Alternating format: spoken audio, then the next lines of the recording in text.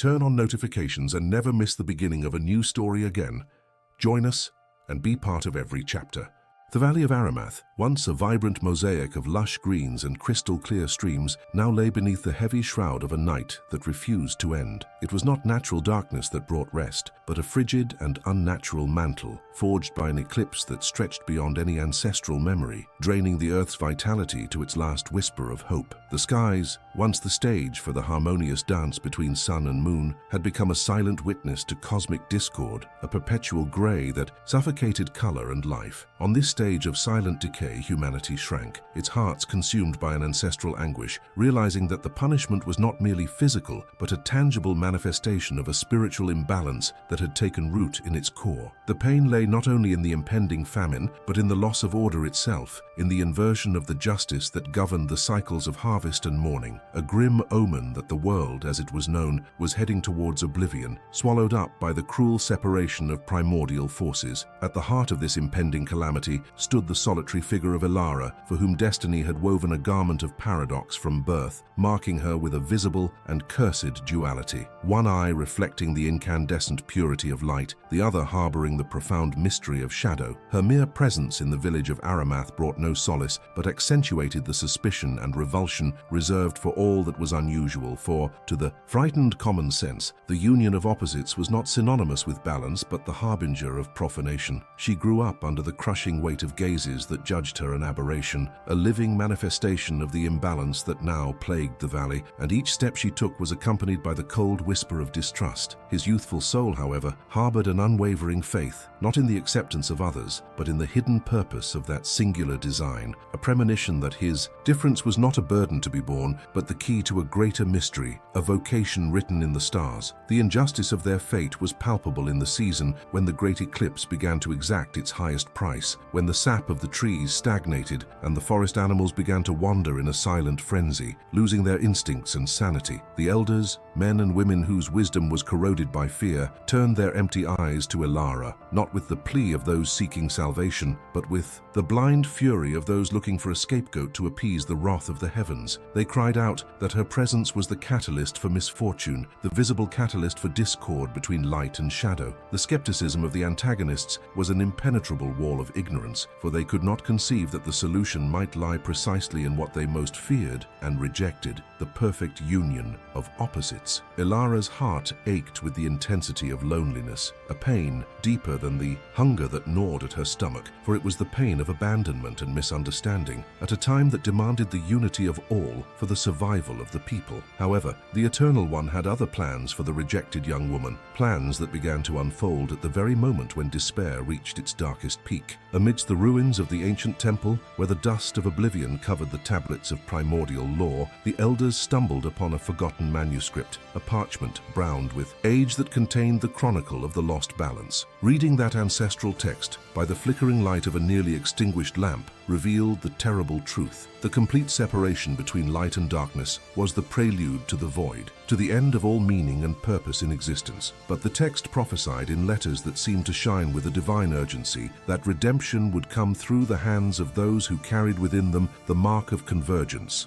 the soul whose heart could harbor both natures without succumbing to their discord. Shock coursed through the elders' bodies like an icy lightning bolt. The object of their despisement, the young Ilara, was, in the end, the key to the salvation they so desperately craved, a chosen instrument to rewrite the world's destiny, proving the blindness of their judgments and the cruel irony of fate. The transformation in the elders' countenances, from blind judgment to reverent terror, was a spectacle of divine justice that, though belated, brought Ilara a bittersweet satisfaction, for the recognition of her purpose came through the urgency of a crisis and not through the unconditional acceptance of her being. That moment, however, did not allow for delay in contemplating the turning point of destiny, for the call was imperative. The manuscript not only revealed the Savior's identity, but outlined the path of her mission. Ilara was to become the living bridge, the courageous intermediary who would venture into the isolated and proud domains of the primordial forces, the realm of light and the realm of shadow, and persuade each to renounce its uncompromising purity and its destructive separation. The journey would require not only physical strength to traverse hostile terrain, but above all, a spiritual resilience to bear the weight of absolute light without being consumed by its overwhelming purity, and to plunge into the depths of shadow without losing herself in its labyrinth of secrets and despair, a supreme test of her faith. Ilara's heart, which for years had been closed in an armor of silent resignation in the face of the village's malice, now opened to a vastness of courage and sacred awe. She understood, with the sharp clarity of prophecy, that her mission was an act of love and obedience to a greater design, an alliance sealed not by human vows, but by the very nature of her dual being. The ordeal was no longer the rejection of her people, but the direct confrontation with the cosmic entities that had chosen the path of pride and division, condemning the world to decline. The pain of her previous solitude transformed into a singular conviction. She was alone, yes, but supported by the invisible hand of providence that had woven her with the exact material needed to mend creation. The murmurs of her former detractors faded into irrelevance, for her attention was focused on the shadowy horizon, where ethereal portals opened to realms that held the key to redemption, a destiny that elevated her from outcast to divine emissary. The first step of this epic odyssey led Ilara to the realm of clarity, a dimension where light was not comfort, but a suffocating presence, devoid of shadow, mystery, and, paradoxically, mercy. The contrast with her previous life was shocking. If before she lived under the literal shadow of the eclipse and the metaphorical shadow of judgment, now she was exposed to a brutal truth. Extreme purity also breeds sterility, for where there is no darkness to define the contours, meaning is lost in excess. The beings of light who received her, creatures of radiance and immaculate reason, looked upon her duality with icy disdain, incapable of conceiving beauty in the mixture. In their luminous arrogance, they insisted that shadow was the source of all imperfection and that the only solution was its complete annihilation. Ilara's faith was tested not by darkness, but by the intolerance of the light, by the pride of perfection that refused to acknowledge the need for its opposite for the fullness of existence. A subtle but profound test of her own ability to remain whole. Weeks passed in the kingdom of light, a time when young Ilara, through her silent perseverance and the demonstration that the light in her eye did not fade before the darkness in the other, began to break down the conceptual defenses of the beings of light. She argued not with power, but with the evidence of the decaying earth, an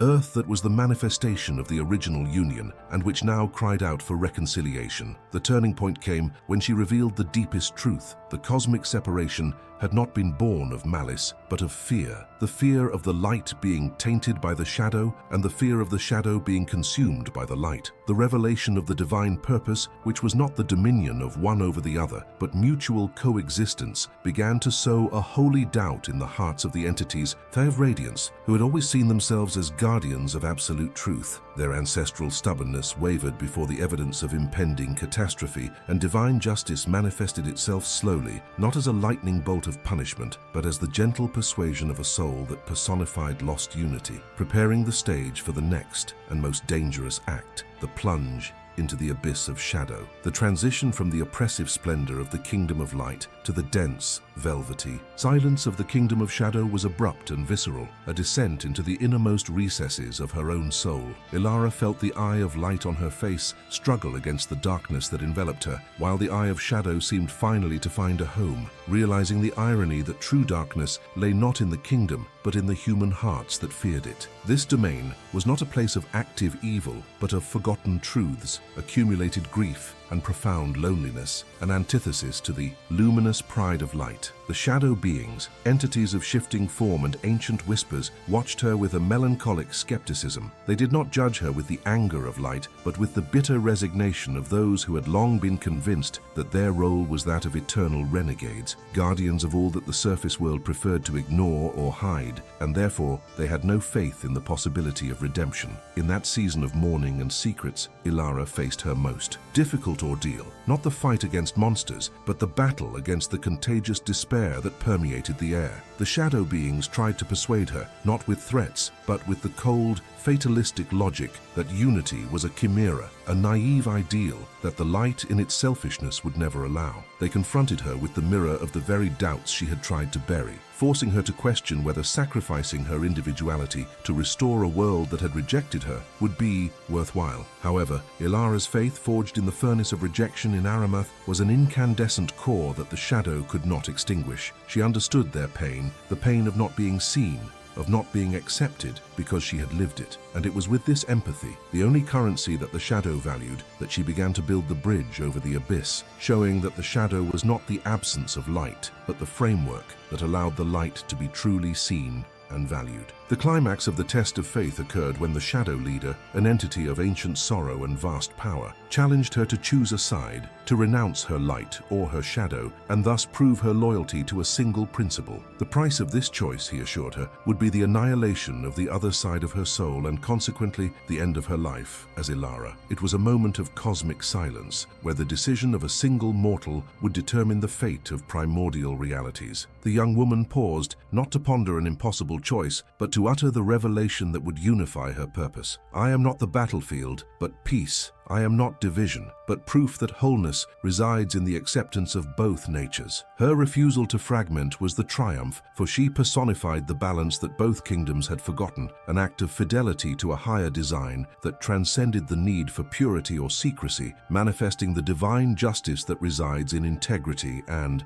the acceptance of one's own complexity. The final gesture and the inevitable fulfillment of the promise came to fruition when Ilara, in a supreme act of alliance, raised her hands in a gesture of surrender and mutual acceptance. From her chest, a core of energy of ambiguous color, neither entirely light nor entirely dark, but the perfect and luminous union of the two, emerged and pulsed with the force of a new universe. This energy was not hers, but the manifestation of the eternal operating. Through her being, the shock coursed through the beings of shadow and simultaneously the beings of light, who observed from a distance through ethereal mirrors. They saw the essence of creation, the force born from union, and the pride that maintained the separation shattered like glass under the weight of truth. The darkness and light within her body merged into a singular brilliance, the mark of convergence now complete, and the veil of the great eclipse that covered Aramath began to tear, revealing the deep blue of a restored sky, marking the victory of faith and Ilara's fidelity to her destiny. Redemption was not a prize, but the consequence of the courage to be the bridge. Ilara's return to the Valley of Aramath was the most vivid scene of divine triumph and justice that humanity had witnessed in centuries. What was once a landscape of ashes and sepulchral silence, where the land refused to bear fruit, was transformed into a spectacle of rebirth as the veil of the eclipse fully lifted, revealing a sun radiating warmth and a moon emanating the mystery of the night, both in their rightful place and time. Life burst forth with breathtaking ferocity. The dry rivers roared again with abundant water. The plants, dormant for an eternal winter, burst into colors and aromas that seemed to defy time itself.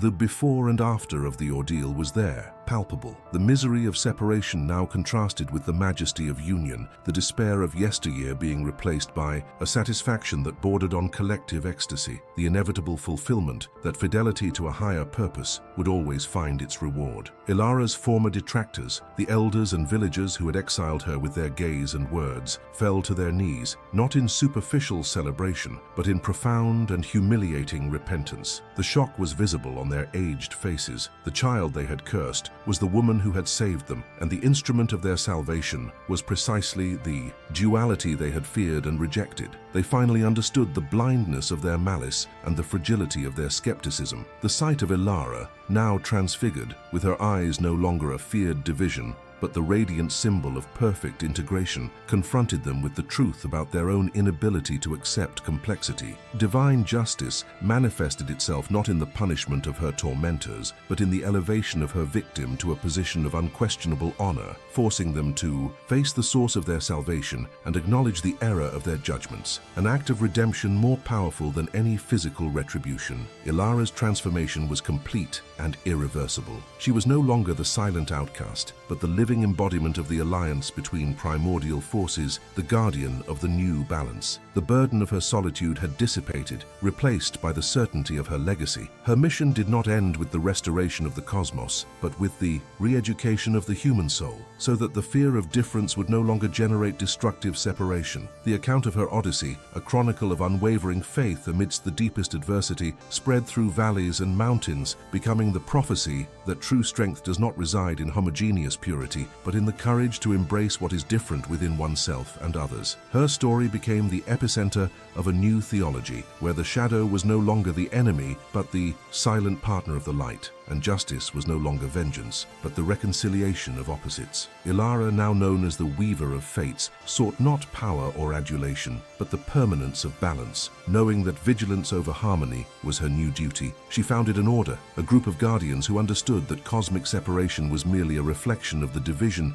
that existed in the heart of every man, the hatred of the unknown, and the inability to accept one's own shadow. She taught that redemption was an ongoing process, a journey of acceptance that demanded courage and unwavering faith in the interconnectedness of all things. And so, the triumph of her personal journey became the triumph of humanity, a solemn reminder that trials are the crucibles that forge the highest purposes, and that divine intervention manifests itself through the courageous obedience of those who accept to bear the mark of difference in order to restore order and hope. Ilara's saga was not merely a tale of overcoming, but the epic of unity that rescued the world from the void. With the Vale of Aramath once again vibrant and cosmic order restored, Ilara's challenge shifted in scale and nature. The trial of acceptance gave way to the trial of permanence, a subtle test of her ability to uphold the legacy without succumbing to the temptation of worship or the weariness of vigilance. Her body and spirit, once focused on traversing the realms, were now dedicated to forging a new alliance with the beings of light and shadow. She established a sanctuary at the confluence of the rivers, a place where the sun and moon seemed to meet on the horizon at each twilight, symbolizing the union she had forged. In this sacred place, she received emissaries from both realms, working tirelessly to undo the centuries of pride and mistrust that had led to their separation. She did not rule, but mediated, using her newfound wisdom to show each side that the other's strength was, in fact, their own sustenance, a teaching of mutual dependence that was the foundation of her new faith. Years had passed since the great eclipse. Life on Aramath had flourished beyond all memory. However, the seed of human discord,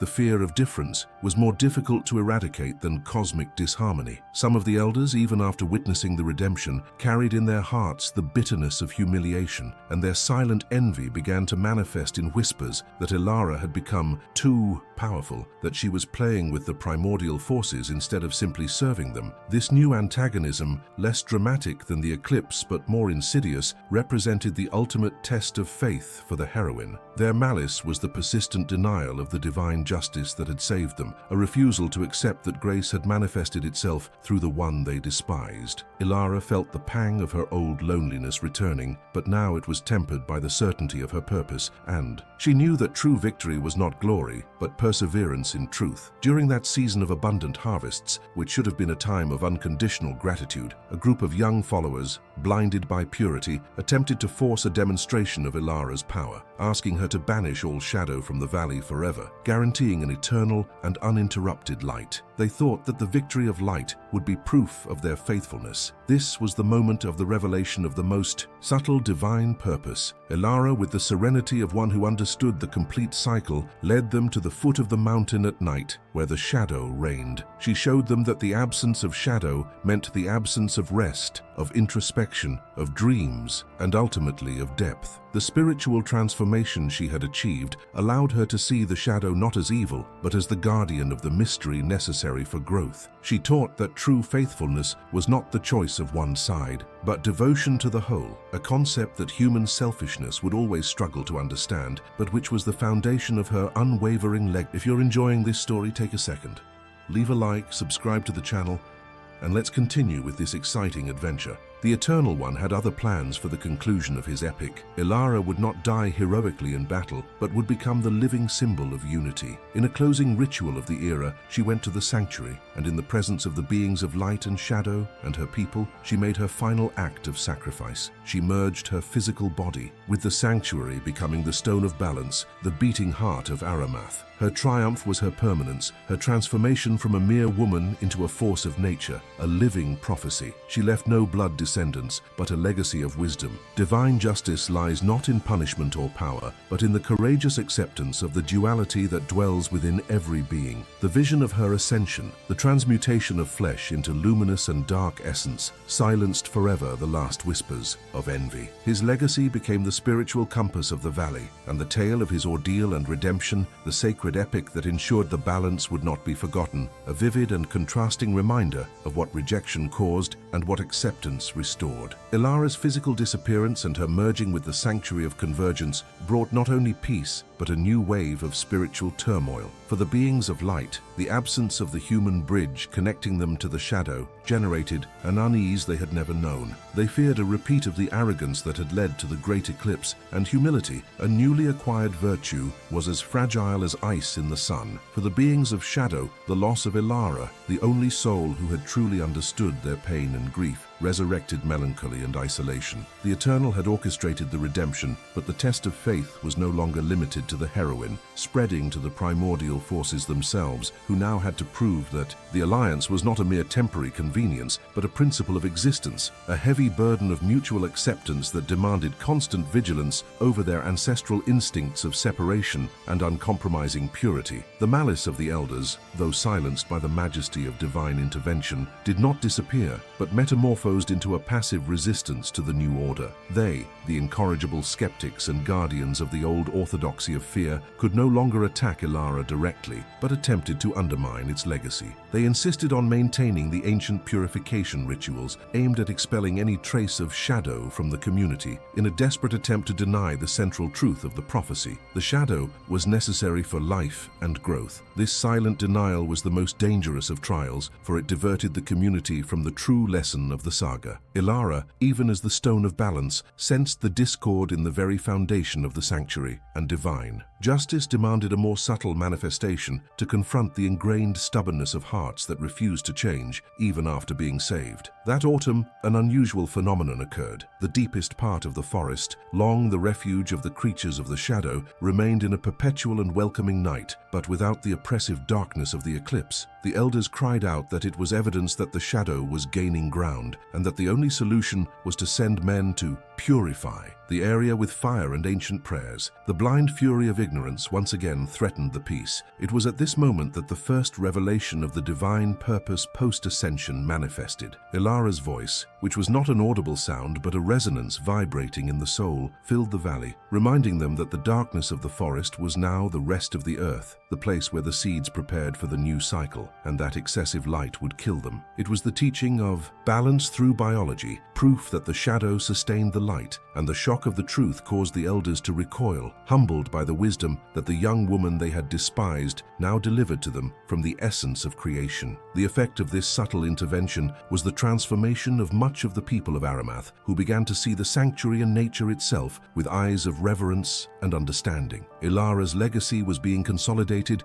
through a new generation of keepers of balance, young people who had been born during the eclipse and who, therefore, did not carry the ancestral fear of duality. They dedicated themselves to studying the cycles of light and shadow, understanding that life was an eternal ebb and flow between opposites, a sacred rhythm that Ilara had restored and taught. The story of redemption, told vividly and in contrast, became the moral compass of the valley, and the pain of the initial injustice, the bitterness of abandonment, and the satisfaction of the final triumph were relived in each narration, ensuring that the sacrifice and unwavering faith of the Weaver of Fates were not forgotten amidst the new prosperity. Peace in the valley, though sustained by the power of the Ilara alliance, demanded a continuous effort to maintain balance. The Eternal knew that human faith is volatile and that fear is a parasite that clings to prosperity. The group of recalcitrant elders, realizing they could no longer attack the principle of duality, turned their malice toward its symbol, the sanctuary of convergence where the balance stone pulsed with the essence of Ilara. They subtly attempted to plant seeds of disbelief among the keepers, questioning the authenticity of the voice of the Weaver of Fates, suggesting that the vibrations of the soul they felt were merely the echo of their own imagination, or worse, the manifestation of a dark power disguised as redemption. Their skepticism was a slow poison, focused on eroding trust, hoping that the people, by doubting the bridge, would once again isolate themselves and fear what they could not control.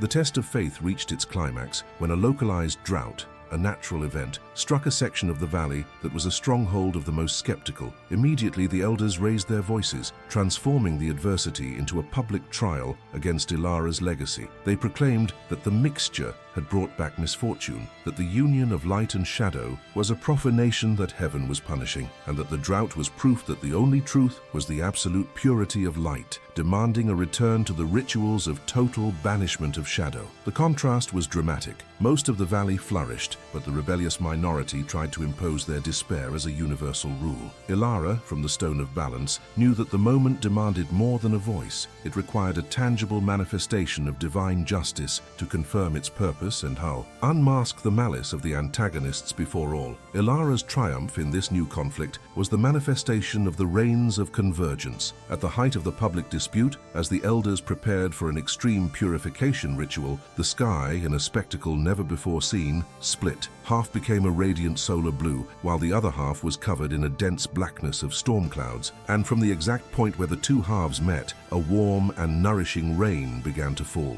The rain did not fall randomly, but only on the portion of the valley that was suffering from drought and inhabited by the skeptics, a surgical and irrefutable intervention. The water was the testimony of the covenant, and its dual origin was the revelation of purpose. Neither pure light, sun without clouds, nor pure shadow, clouds without sun, had brought salvation, but the union of the two, operating in harmony. The transformation in the faces of the elders was a mixture of terror, shock, and remorse that finally broke the rigidity of their stubborn hearts. They saw in the water of salvation, which nourished their parched lands, the final and irrefutable evidence of their malice and error. The blessed water was not merely a gift of nature, it was an act of mercy and justice. Divine justice did not destroy them, but saved them, forcing them to drink from the source they had denied. The triumph of Ilara was complete when the leader of the elders, a man named Haran, knelt in the fertile mud, weeping, tears of bitterness and redemption, confessing the envy and fear that had blinded him for years. At that moment, malice was swept away by gratitude. Ilara's legacy was consolidated, transforming the drought-stricken site into a new pilgrimage site, the Fountain of Union, and the epic of the Weaver destinies was rewritten in the hearts of its last antagonists, ensuring that the trial of faith would be honored for all future generations. The conversion of Haran and his followers marked the true end of the old order based on fear and segregation. Redemption, which began in the cosmos, finally took root in the human soul, reaching even the most hardened hearts. Haran, once the herald of malice, became the most fervent of the guardians,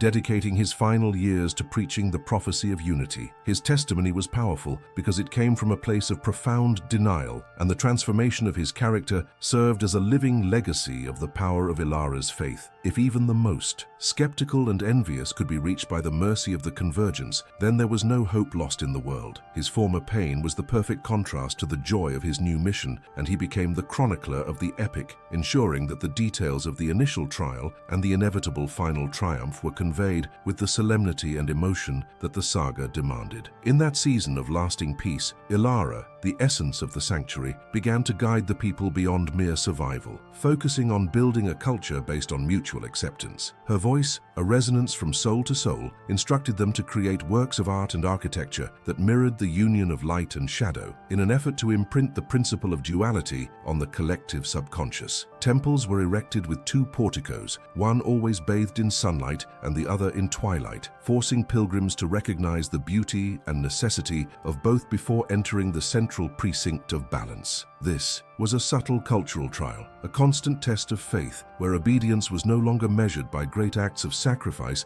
but by everyday gestures of inclusion and respect for what was different, ensuring that the new covenant was not just a cosmic law, but a way of life. Contact with the beings of light and shadow also transformed from a negotiated alliance into organic cooperation. The beings of light learned to value the silence and mystery of the shadow, discovering that creativity flourished in the absence of total total light. They began sending emissaries to the Forest of Rest to meditate on the darkness and find new contours for their truths. Similarly, the beings of shadow learned not to fear the revelation of clarity, realizing that truth did not need to be hidden to be valued, and that transparency could be a relief. This exchange of knowledge, orchestrated by Ilara's presence in the stone, was the greatest triumph over ancestral pride, a demonstration that overcoming adversity leads to the evolution of primordial essences themselves. Divine justice manifested in the harmony of the universe, where each part found its value in contributing to the whole. Over the decades, Ilara's legacy became more than just a story. It became a prophecy of enduring hope for the world. The people of Aramath became known in distant lands as the children of convergence, pilgrims of unity, who carried the message that duality is the foundation of existence. The pain of initial rejection, the profound loneliness, the apparent abandonment, all this was recontextualized as the necessary prelude to glory. The epic of the Weaver of Fates taught that chaos is merely separation from purpose, and order is reunion in faith. The triumph of her life, her vivid transformation from marked outcast to guardian of the cosmos, was eternal proof that adversity is the path to the manifestation of the higher will. And so, Ilara's tale, the chronicle of justice and redemption, remained, forever etched in the soul of Aramath, a solemn reminder that wholeness resides in the courage to embrace all parts of oneself. The post-convergence era did not signify the absence of challenges, but the presence of a tool to face them, the wisdom of duality. The sanctuary of Ilara, the stone of balance, became the beacon guiding the political and social decisions of the valley. When disputes arose between families over land or resources, the resolution did not come from a pure right or wrong judgment, but from an analysis of the perspective of the shadow and the perspective of the light, forcing the contenders to see the other's point of view. This was the continuous manifestation of divine justice. The solution was not in annulling one side, but in honoring both, finding the point of union that made them stronger together. Obedience to the legacy of Ilara demanded a constant overcoming of human selfishness, a daily test of faith in the belief that complexity was superior to simplicity. Human malice, ever cunning, attempted to infiltrate through the corruption of the symbol itself. Some ambitious merchants tried to monopolize the sale of artifacts made from veil materials, claiming that the light and shadow contained within them brought personal power, diverting the alliance's focus to individual gain. They sold amulets purified with excessive light, promising material success, and enchanted with excessive shadow, promising secrets and dominion. This exploitation of faith and Ilara's legacy represented a subtle yet profound danger, the attempt to fragment unity for profit. The young heroine, now the essence of the sanctuary, knew that the test of faith was constant and that triumph was not guaranteed forever, requiring spiritual vigilance against superficiality and greed. Ilara's intervention came this time through the natural elements, a revelation of purpose that humbled the greedy and restored the moral of the story. On the day, the merchants planned a grand sale of their fragmented artifacts. A wind that blew simultaneously day and night, the wind of convergence, swept through the square. This wind was both cold and hot at the same time, and its force destroyed nothing but dissolved only the counterfeit amulets. The artifacts purified by excessive light evaporated into white smoke, and those enchanted by excessive shadow disintegrated into dark dust. Only the objects created in balance, honoring the union of forces, remained intact. It was a spectacle of unmasking, divine justice acting with surgical precision, showing that faith could not be bought or sold, and that the true covenant was a spiritual principle, not a commodity. The shock of selective destruction restored reverence and understanding of Ilara's legacy. The people, with the eyes of their souls opened, realized that the Weaver of Fates had not only saved the world, but continued to protect it from corruption, demanding fidelity to the principle of unity. The merchants, humbled and stripped of their greed, fell to their knees, repentant for having tried to exploit Ilara's sacrifice and triumph. The prophecy that unity is the only truth was once again solidified. The story of her trial became a living legend, and the contrast between the misery of greed and the glory of redemption through faith was the most valuable lesson. The Valley of Aramath prospered, not from its material wealth, but from the solidity of its faith in complexity, and the triumph of Ilara's soul resonated as a hymn to overcoming and eternal justice. The fame of the redemption in Aramath and the story of Ilara's triumph spread throughout the neighboring lands, reaching kingdoms that still lived under the aegis of separation and fear of duality. In one of these kingdoms, called Solaria, where light was the only principle and shadow was banished and feared, the monarch, King Theron, saw in Ilara's legacy not salvation, but a threat to his orthodoxy. He feared that the acceptance of duality would weaken his power and challenge the purity of his dominion. This new antagonist, external and powerfully skeptical, represented the trial on a global scale, the faith of Aramath against the ignorance of the world. Theron sent emissaries to Aramath not to honor, but to demand that Ilara's sanctuary be purified of any trace of shadow, insisting that the salvation of the world depended on the complete annihilation of all that was dark. The keepers of Balance of Aramath faced the emissaries of Solaria with the serenity that Ilara's test of faith had taught them. They did not respond with fury or fear, but with the chronicle of their own history, showing the ruins of the eclipse and the new life that flourished. However, the skepticism and arrogance of the emissaries of Solaria were almost insurmountable barriers. They saw the shadow as the source of all evil, unable to conceive of its necessity for balance and rest. Their malice was not personal but doctrinaire, the blindness of ideology that refuses to see the complexity of truth. The situation demanded a new and dramatic revelation of divine purpose, one that transcended the boundaries of the valley and confronted the pride of purity in its own stronghold, showing that divine justice was not local but universal. Ilara's intervention manifested itself through a miracle of prophecy that reached Solaria at the very instant her emissaries delivered the demand for purification. While King Theron prepared his armies to march on Aramath, the eternally sunlit capital of Solaria was suddenly engulfed in total and sudden darkness, unlike the eclipse Ilara had faced, but equally terrifying. However, this shadow was not cold or destructive. It was a shadow of learning, enveloping everyone but allowing them to see the truth in their hearts. For the first time, King Theron felt the pain, fear, and loneliness that his own tyranny of purity had inflicted on his people. The shadow confronted him, not with threats but with his own inner truth, the hidden face he had denied. Ilara's triumph was realized in that moment of forced introspection. The darkness, instead of destroying Solaria, revealed to her the need for rest, mystery, and self-understanding, showing that the excess of light had generated a brutal superficiality. Theron, humbled by the sudden clarity brought by the shadow, felt the shock of regret and the satisfaction of a truth he never knew he sought. He withdrew his demands and marched to Aramath, not as an invader but as a pilgrim seeking redemption. The contrast between his former pride and his new humility was the most eloquent proof of Ilara's fidelity to her purpose. Divine justice was not vengeance, but enlightenment. The legacy of the Fates Weaver ascended, transforming the local prophecy into a universal truth, rewriting the destiny of the kingdoms through the courage of a woman who accepted to be the bridge between the feared and the adored. King Theron's encounter with the Balance Stone in Aramath was not a mere diplomatic visit, but an act of spiritual surrender before Ilara's essence. He knelt at the point where the light and shadow of the sanctuary met, and there, for the first time, he felt the presence of the young woman who had saved the world by accepting her own complexity. His repentance was not superficial. It was the pain of a ruler who realizes the futility of all power wielded in the name of blind purity. Divine justice, manifested through the shadow of learning, had corrected not only a political error but an error of the soul, teaching him that true sovereignty lies in the ability to embrace the opposite, not in its eradication. Theron, his voice choked with emotion, vowed that Solaria would become the guardian of the light, but in service to the Alliance, and no longer in opposition to the shadow, a test of faith that would extend throughout her lineage. With the conversion of Solaria, Ilara's prophecy became the new moral law of a vast empire of kingdoms united under the banner of convergence. The legacy of the Fates Weaver was no longer the story of a valley, but the foundation of a new civilization where the trial was the constant pursuit of balance in all spheres. The malice and skepticism of Aramath's ancient antagonists, who had fought for years against the truth, were now cited as examples of the price of ignorance, serving as vivid proof of the before and after of accepting duality. The tale of their humiliation and redemption, passed down from generation to generation,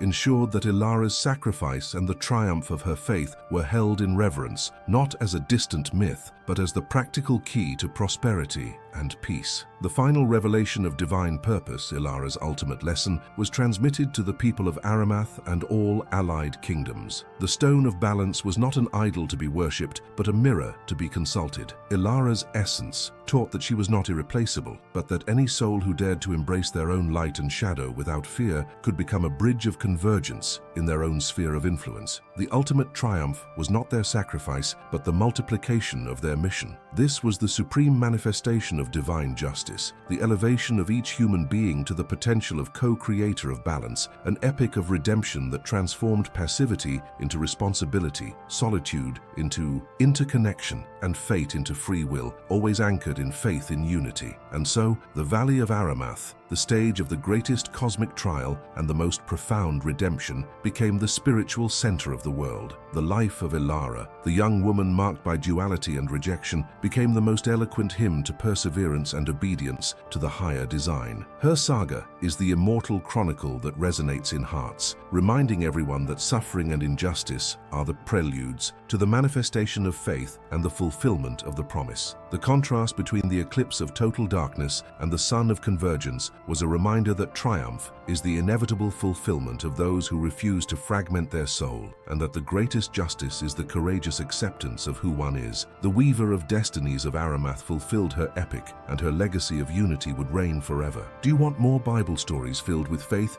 teachings, and heartwarming moments? Subscribe and turn on notifications to follow us with each new story.